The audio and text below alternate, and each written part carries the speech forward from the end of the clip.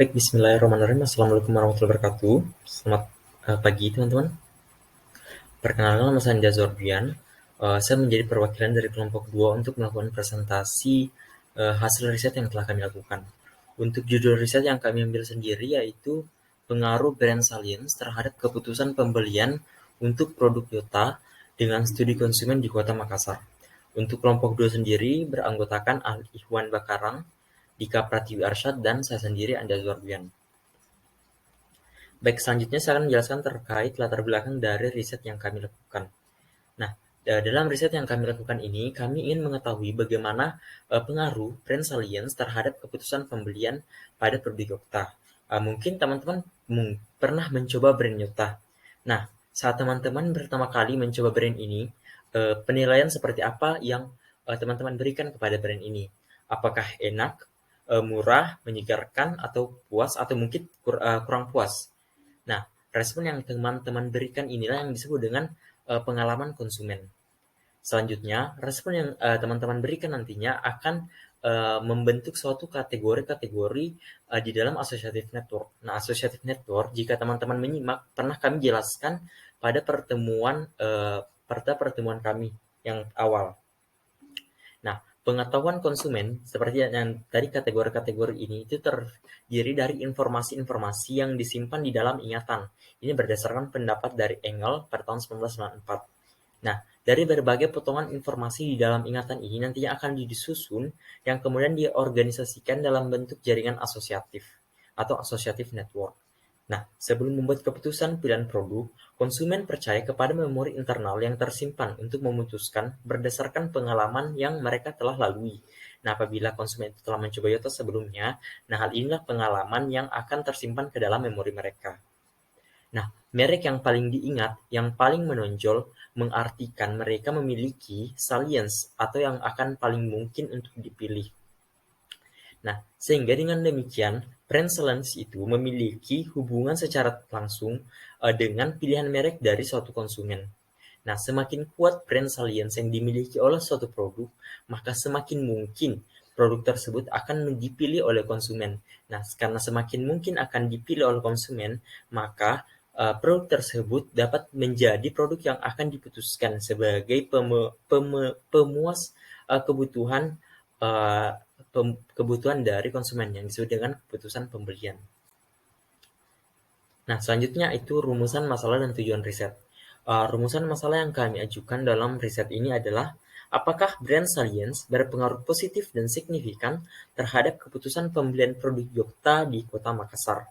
Nah, sedangkan tujuan risetnya sendiri adalah untuk mengetahui bagaimana pengaruh brand salience terhadap keputusan pembelian produk Yokta di Kota Makassar. Selanjutnya itu tinjauan pustaka. Nah, dari tinjauan pustaka sendiri ini, saya akan menjelaskan terkait dua variabel yang kami ambil, yaitu brand salience dan keputusan pembelian. Nah, untuk brand salience sendiri, berdasarkan pendapat dari Romanik dan Sharp pada tahun 2004, dia menjelaskan jika brand salience merupakan suatu kecenderungan di mana suatu merek lebih menonjol untuk dipikirkan konsumen dari situasi pembelian. Nah, Acker pada tahun 1991 menjelaskan jika kesadaran merek atau brand salience menunjukkan seberapa kuat suatu merek dapat melekat dalam memori pelanggan. Hal ini yang tadi berkaitan dengan associative network tersebut. Nah, kecenderungan merek dalam memori konsumen diduga akan mempengaruhi intensitas pencarian informasi merek sehingga dapat mempengaruhi konsumen dalam membeli. Ini berdasarkan pendapat dari Raggio dan Lyon pada 2006. Nah, di sini adalah salah satu kecenderungan merek yang menonjol di dalam memori akan mempengaruhi bagaimana proses pencarian informasi. Nah, proses pencarian informasi ini akan dijelaskan pada seksi keputusan pembelian. Ini merupakan salah satu alur dari proses keputusan pembelian. Nah, selanjutnya itu keputusan pembelian. Menurut Kotler dan Kettler pada tahun 2012, mereka mengukuhkan jika keputusan pembelian merupakan suatu tahapan di mana proses pengambilan keputusan pembelian dilakukan oleh konsumen. Nah, mekanisme pembelian dilakukan konsumen itu menurut Kotler dan Armstrong pada tahun 2016 dimulai dari proses pengenalan kebutuhan, pencarian kebutuhan, evaluatif pada alternatif pembelian, keputusan pembelian, dan terakhir tingkah laku setelah pembelian. Nah, pencarian informasi yang terdapat yang tadi dijelaskan pada tinjauan pustaka di Brand Salience itu masuk dalam proses evaluasi pada alternatif kebutuhan, di mana di dalam proses inilah terjadi berbagai evaluasi terhadap pilihan-pilihan produk berdasarkan informasi yang telah tersimpan dalam memori, atau di mana saat merek itu memiliki salience atau kemenonjolan dibandingkan yang lain, maka ia akan lebih mungkin menjadi lebih unggul dalam proses evaluasi alternatif pembelian yang dilakukan oleh mekanisme pengambilan keputusan yang dilakukan oleh konsumen. Nah, konsumen yang merasa puas akan menunjukkan keinginan pembelian yang lebih tinggi atau repeated order. Selanjutnya, konsumen yang merasa puas dan tidak puas cenderung akan mengatakan sesuatu terkait merek yang telah mereka gunakan. Nah, hal ini kita dapat mungkin terkait dengan electronic word of mouth. Nah, dalam hal ini, tetapi dalam riset yang kami lakukan, konsumen yang merasa puas dan tak puas ini akan membentuk pengalaman konsumen yang akan tersimpan dalam associative memory. Nah, selanjutnya yaitu kerangka konseptual. Kerangka konseptual yang kami tawarkan yaitu Brand Salience memberikan pengaruh kepada keputusan pembelian. Nah, keputusan pembelian barang atau jasa yang dilakukan oleh konsumen dapat terjadi apabila produk tersebut memiliki kualitas yang baik, lengkap, harga yang terjangkau, dan konsumen memiliki jaminan akan memuaskan kebutuhannya. Penilaian yang mampu memuaskan konsumen ini tentunya berguna untuk meningkatkan pengalaman yang tadi saya jelaskan di latar belakang. Pengalaman konsumen terhadap barang yang berdampak pada membaiknya ingatan konsumen atau mendapatkan efek positif yang tersimpan dalam memori konsumen terhadap merek tersebut. Nah, memori konsumen yang baik pada barang atau jasa yang digunakan tentu mampu meningkatkan kesadaran produk atau brand salience pada konsumen. Kesadaran produk atau brand salience yang membekas dalam memori, maka pengetahuan terkait karakteristik merek yang telah dicoba akan tersimpan dalam memori, yang dapat memantapkan pengambilan keputusan pembelian yang dilakukan oleh konsumen nantinya. Selanjutnya yaitu rancangan riset. Rancangan riset sendiri di sini kami menjelaskan terkait definisi operasional dan indikator ataupun aspek-aspek dari tiap variabel. Yang pertama itu brand salience. Untuk definisi brand salience ini kami ambil dari Ecker pada tahun 1996. Beliau mengemukakan jika brand salience merupakan seberapa tinggi merek tersebut dalam benak konsumen dan terkait dengan kemudahan untuk diingat. Untuk dimensi sendiri ada pengenalan, mengulang kembali, ingatan utama, dominasi merek, pengetahuan merek, dan opini terhadap merek. Selanjutnya untuk keputusan pembelian, kami mengambil definisi dari Kotler dan Lane pada tahun 2012. Beliau menjelaskan keputusan pembelian merupakan pemilihan dan minat untuk membeli merek yang paling disukai di antara sejumlah merek yang berbeda. Untuk dimensi yang mereka jelaskan sendiri itu ada 3, yaitu pencarian informasi, keputusan pembelian, dan perilaku pasca pembelian. Hal ini juga linear dengan apa yang kami sampaikan di tinjauan pustaka, utamanya di keputusan pembelian, tahapan keputusan pembelian. Selanjutnya ada populasi dan sampel. Nah, populasi dan sampel dalam riset ini itu tidak terbatas. Mengapa tidak terbatas? Karena konsumen dari Yota itu tidak hanya di Kota Makassar sendiri itu sangat banyak sekali, sehingga tim peneliti sendiri sangat kesulitan untuk mendapatkan data real berapa populasi dari konsumen dari Yota sendiri. Nah, dikarenakan populasi dalam riset adalah masyarakat yang menjadi konsumen atau pernah mengkonsumsi produk dari Yota. Sehingga kami pun melakukan menetapkan sampel yang minimal 100 responden. Karena menurut pertimbangan kami, hal itu telah cukup mewakili seluruh populasi yang ada di Kota Makassar. Nah, untuk teknik sampling dan pengumpulan datanya sendiri, dalam penelitian ini kami menggunakan metode non-probability sampling dengan teknik purposive sampling. Nah, teknik sampling yang digunakan ini dipilih karena kami menetapkan ciri khusus yang sesuai dengan tujuan penelitian. Ciri khusus ini adalah pernah mencoba membeli produk Yota. Nah, data yang dikumpulkan dalam riset ini termasuk dalam data primer, yaitu data berupa hasil kuesioner yang telah dipersiapkan oleh tim riset. Nah, penyebaran kuesioner dalam riset ini dilakukan secara online dengan menggunakan Google Form. Nah, selanjutnya itu analisis dan pembahasan untuk profil responden. Dapat teman-teman lihat tabelnya itu kami memiliki 108 responden dengan pembagian 19 responden laki-laki dan 89 perempuan. Jadi dalam riset ini kami dapat melihat bahwa mayoritas konsumen dari Yota adalah perempuan.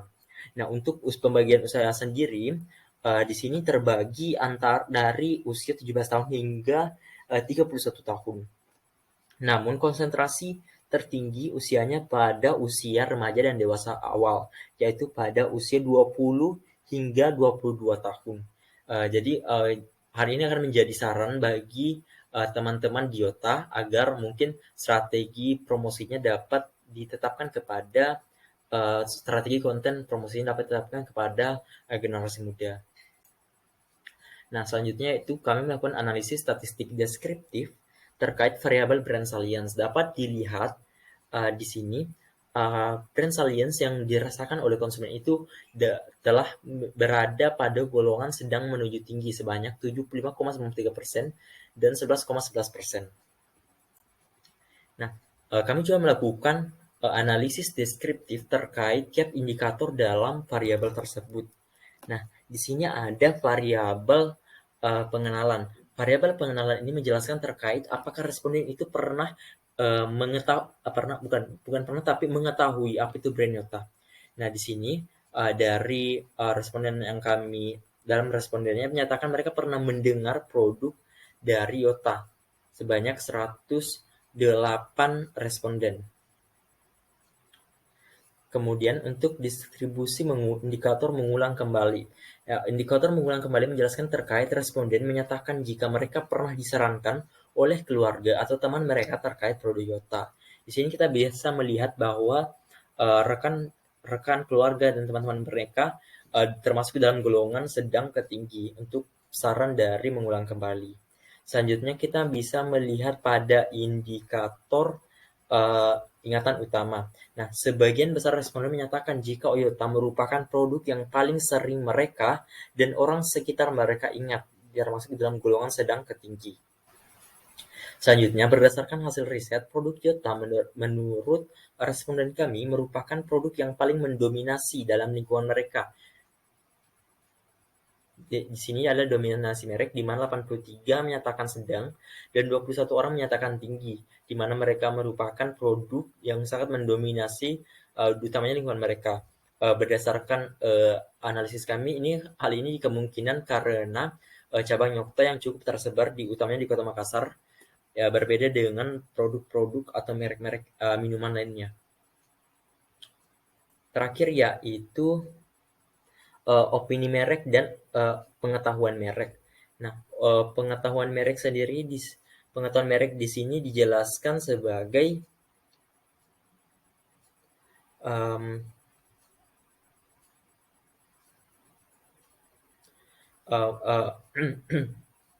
bagaimana apakah mereka mengetahui apa saja menunya, apa saja mereknya, apa tagline dan semacamnya. Nah, dari responden yang kami riset di sini, mereka mengatakan sebanyak 81 orang mereka mengetahui dan 9 orang menyatakan sangat mengetahui terkait pengetahuan terkait merek Yota tersebut. Indikator terakhir yaitu opini merek menyatakan di mana responden mengakui keunggulan yang dimiliki produk Yota jika dibandingkan dengan produk dari merek lain. Nah, jika kami bandingkan dengan data dari keputusan pembelian, keunggulan yang dimiliki Yota adalah varian rasa yang cukup mampu memenuhi seluruh kebutuhan konsumen serta harga yang terjangkau. Nah, selanjutnya itu kami melakukan analisis dari variabel keputusan pembelian. Nah, dapat disimpulkan dari indikator pencarian informasi, di sini keputusan pembelian mereka sangat tinggi, dari sedang ke tinggi terhadap produk Yota. Nah, selanjutnya kami juga melakukan analisis deskriptif terkait indikator pencarian informasi. Nah, dapat disimpulkan jika indikator pencarian informasi bagi sebagian besar responden mendapatkan informasi terkait produk Yota dari teman, kenalan, dan keluarga yang diketahui pernah mengkonsumsi produk Yota. Nah, hal ini tentunya dapat menjadi nilai plus bagi teman-teman di Yota agar menjadi sasaran komunikasi di mana word of mouth betul-betul sangat membantu dalam proses promosi dari brand Yota sendiri. Nah, selanjutnya itu indikator keputusan pembelian, di mana juga berada pada rentang sedang ke tinggi, dan frekuensi indikator perilaku pasca pembelian, Nah, indikator perilaku pasca pembelian ini menjelaskan terkait mayoritas responden puas dengan produk Toyota yang tawarkan, bahkan mereka mengatakan mereka akan melakukan repeated order atau pembelian berulang, serta memberikan rekomendasi produk tersebut kepada orang lain yang mencari produk serupa. Jadi sebanyak 97 orang mengatakan puas dan bersedia untuk melakukan pembelian berulang jika diberikan kesempatan, serta akan memberikan rekomendasi kepada orang lain yang mencari produk merek yang sama. Nah, selanjutnya kami melakukan uji prasyarat, uji hipotesis yang ingin kami lakukan yaitu uji regresi linear sederhana. Nah, syaratnya itu pertama adalah datanya harus normal, sehingga kami pun melakukan uji normalitas dengan one sample Kolmogorov-Smirnov test. Nah, berdasarkan tabel di samping, teman-teman dapat melihat bahwa data tersebut terdistribusi normal. Berdasarkan pendapat dari Siregar pada tahun 2017, jika nilai signifikansi lebih besar dari 0,05, maka data tersebut terdistribusi normal. Teman-teman dapat dilihat di sini nilai signifikansi kami itu 0,200. Selanjutnya kami melakukan uji linearitas. Brand salience atau X dilihat dari deviation from linearity menunjukkan nilai signifikansi 0,300 lebih besar dibandingkan 0,05 sehingga dapat disimpulkan bahwa variabel brand salience X dan variabel keputusan pembelian linear. Selanjutnya kami melakukan uji regresi linear sederhana. Nah, teman-teman dapat melihat di sini nilai signifikansi kami adalah 0,00. Nah, berdasarkan nilai signifikansi tersebut, maka dapat disimpulkan bahwa ada pengaruh brand salience terhadap variabel keputusan pembelian. Nah, teman-teman juga dapat melihat di sini jika kita terkait arah pengaruh yang positif. Nah, selanjutnya yaitu hasil uji nilai R-square. Dari nilai R-square tersebut dapat disimpulkan jika pengaruh brand salience terhadap keputusan pembelian adalah sebesar 63,9%, sedangkan 36,1% keputusan pembelian konsumen terhadap brand Toyota dipengaruhi oleh variabel lain yang tidak kami teliti. Sehingga dapat dikatakan bahwa variabel brand salience memiliki faktor yang besar dalam mempengaruhi keputusan pembelian konsumen. Selanjutnya analisis dan pembahasan. Merek Toyota telah mampu membuat branding merek yang memiliki keunikan sehingga dapat disadari oleh konsumen utamanya di Kota Makassar sendiri. Hal ini dapat dilihat dari semua indikator brand salience yang mendapatkan respon setuju dari sebagian besar responden dalam riset ini. Keputusan pembelian menunjukkan bahwa tingkat keputusan pembelian tergolong pada kategori sedang menuju tinggi. Dilihat dari jawaban para responden, konsumen yang ingin melakukan pencarian informasi hingga memiliki perilaku pasca pembelian yang positif setelah mengambil keputusan berupa memberikan rekomendasi brand kepada orang lain yang mencari produk serupa hingga menyatakan akan melakukan repeated buying jika memungkinkan. Selanjutnya yaitu dari hasil uji regresi linear sederhana yang dilakukan diperoleh nilai signifikansi 0,000 lebih kecil dibandingkan 0,05 sehingga dapat disimpulkan bahwa variabel brand salience berpengaruh terhadap keputusan pembelian. Nah, persamaan regresi yang dimiliki yaitu Y sama dengan 7,394 tambah 1,178x. Maka berdasarkan hasil tersebut, brand salience memiliki arah pengaruh yang positif dan signifikan terhadap keputusan pembelian produk Toyota. Nah, berdasarkan hasil riset pengaruh brand salience terhadap pengambilan keputusan pembelian produk Toyota yang kami lakukan, maka dapat diperoleh kesimpulan bahwa brand salience atau kesadaran merek berpengaruh positif dan signifikan terhadap keputusan pembelian pada produk Toyota pada konsumen di Kota Makassar. Dari analisis yang telah dijelaskan di atas dapat disimpulkan jika Toyota telah mampu membentuk kesadaran merek pada konsumen di Kota Makassar. Nah, rekomendasi yang kami berikan kepada brand franchise Toyota selain yang telah saya jelaskan tadi adalah dengan adanya hasil riset ini, kesadaran merek atau brand salience yang dilakukan harus dipertahankan oleh pihak Toyota. Toyota dapat meningkatkan kesadaran merek dengan promosi pemanfaatan sosial media yang saat ini banyak digunakan oleh masyarakat seperti aplikasi TikTok. Nah, bagi peneliti selanjutnya, alangkah baiknya apabila memperluas variabel yang diamati atau melakukan fokus pada konsumen berusia remaja dan dewasa awal agar diketahui faktor yang paling menentukan pengambilan keputusan mereka dalam produk Toyota. Nah, hal ini tentunya dapat berguna dalam penentuan konten strategi yang dapat digunakan oleh Toyota sendiri. Nah, populasi dan sampel penelitian ini juga perlu diperluas. Konsumen Kota Makassar diperluas. Konsumen Kota Makassar yang kami teliti tentunya tidak dapat mencakup konsumen yang berada pada cabang lain di beberapa kabupaten di seluruh Sulawesi Selatan. Nah, itu saja yang dapat saya sampaikan sebagai perwakilan kelompok 2. Saya mohon maaf. Terima kasih. Wassalamualaikum warahmatullahi wabarakatuh.